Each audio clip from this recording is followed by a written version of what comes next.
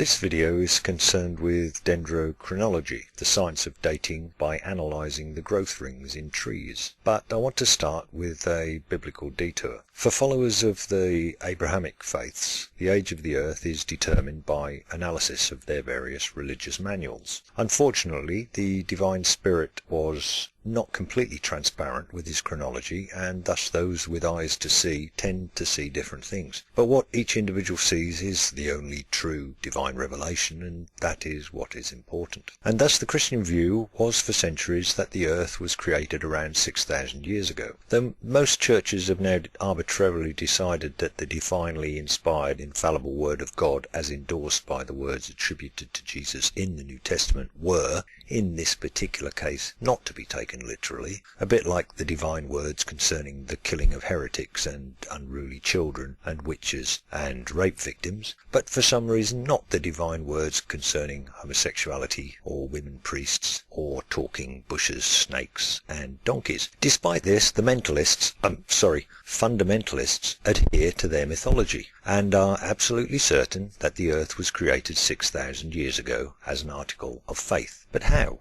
Nowhere in the Bible does it say that the earth was created at a certain date. Nowhere does it say it was created X years before Abraham was born or Y years before Solomon died. So how can the biblical scholars have been so certain that the earth was created around 6,000 years ago? The answer is that the lineages and inheritances were so important within the religious context of the Bible that it is filled with information regarding who begat who and at what age. It's not perfect, hence the various interpretations out there, but each short life in the Bible can be slotted into a chronology that allows the believers to say that there were X generations between Adam and Jesus, and here are the ages when Adam begat his heir, etc., etc., and that taken together they can say that they know that Jesus was born around 4,000 years after God sneezed on some clay. That narrative, constructed from the individual pieces of information, fits their worldview perfectly, and so they should have absolutely no problem with dendrochronology, which uses a very similar method, except that it relies on evidence that we can see and touch, rather than word of mouth, often written down centuries after the events, and science, rather than blind faith and wishful thinking. So how does dendrochronology work?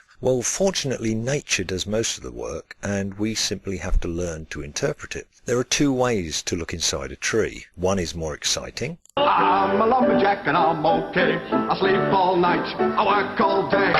Here it goes, and it's going the wrong way! Oh my gosh!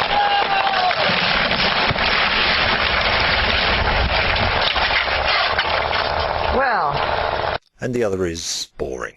What does a dendrochronologist look for once they can see inside the tree? Well, here's a not too simplified explanation of tree ring growth, which covers the majority of trees. Inside the bark of a tree is the vascular cambium. This is the area where tree growth occurs. Cells to transport sugars and the products of photosynthesis form on the outside of the vascular cambium. Over time, these cells are compressed and add to the bark of the tree. Cells to transport water up from the roots form on the inside of the vascular cambium. Early in the growing season, these cells are lightly packed and thin-walled. This is the lighter early wood. At the end of the growing season, when the climate changes and growth slows, the cells are denser and thick-walled. This is the darker late wood. It is the delineation between the end of the darker late wood and the lighter early wood that provides the visual tree ring boundary, and it is the relative thickness of the individual tree rings that provides the clues as to climatic changes affecting the growth rate of the tree. There is a difference in the biology between non-flowering, think conifers, and flowering, think broadleaf trees, angiosperms and gymnosperms to be more accurate. And as I said, this is a simplified explanation. Be aware that there are exceptions, but do not be fooled that they discredit dendrochronology in any way. You see, dendrochronologists are scientists dedicated to perfection and fully aware of the limitations and pitfalls in counting tree rings. There are a couple of issues commonly and deliberately misrepresented by young earth creationists. The first is missing tree growth rings. Absurd really, as this would if anything assist young Earth creationists in claiming a tree was a few years younger than it really is. Missing rings and partial rings do occur due to the climate being particularly poor during the growing season, but these can be identified by cross-dating, which will be dealt with later in the video. The young Earth creationists' favourite claim is that trees can produce multiple growth rings in a single season, and the counting of these will exaggerate the age of the tree. Well, next time a young Earth creationist states that a tree can produce multiple growth rings in one growing season, ask them how they know that fact. Well, they know because they read it on some creationist website, of course, but the fact is known only because it is possible to locate, identify and differentiate these multiple growth rings. If it was not possible to locate, identify and differentiate these multiple growth rings, then we and they would not know they exist, which kind of destroys their argument. Amazingly, the fact that trees do not always produce a single clear growth ring each year has been well known for decades, probably centuries, and part of the science of accurate dendrochronology is the ability to identify these false and multiple growth rings. The false rings occur when conditions for tree growth deteriorate and the tree produces the dense, thick-walled late wood during the growing season. If conditions then improve, the tree goes back to producing early wood. In areas of high season variability, this is less likely to happen, and when it does, it can normally be detected as the transitions between the false ring and the true yearly ring can be differentiated.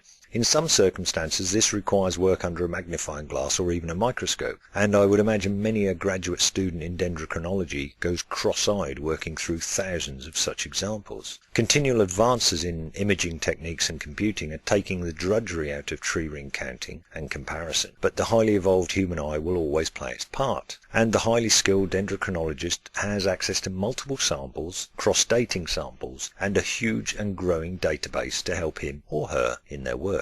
Cross-dating is the technique of comparing two trees or samples of timber and matching the growth rings against each other.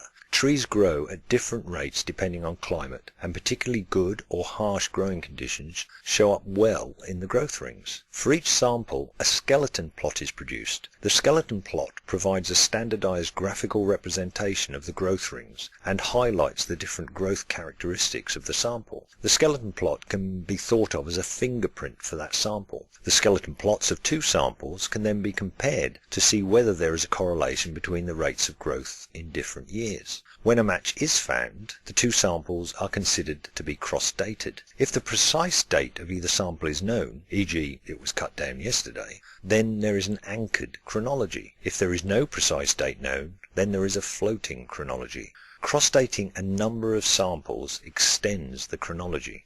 Chronologies from around the world can be cross-matched using this method, and the constant aim of the dendrochronologist is to fill in the gaps and anchor the floating chronologies. Thousands of samples are taken, analysed and matched each year to further confirm existing chronologies. Computerised techniques make the job much faster, but joining key chronologies still remains the work of the microscope and the human eye. And so, staying within cross-dated tree growth ring chronologies that can be anchored to the present day, we have a continuous record of tree growth dating back to 10,461 years before the Common Era. If any young Earth creationists want to dispute that, then they need to show me where the scientists have gone wrong and explain why carbon dating confirms the 10,461 BCE chronology at every stage.